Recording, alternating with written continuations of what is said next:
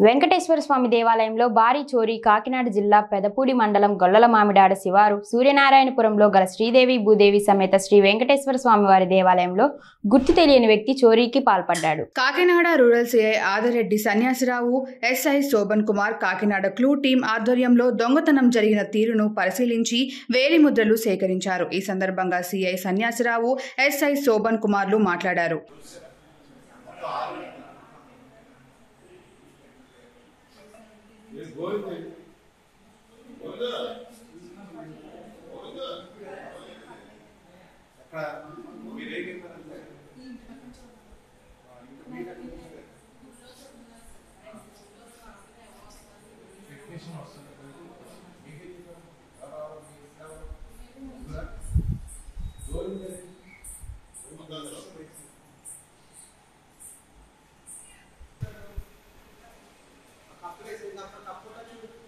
Sir, right.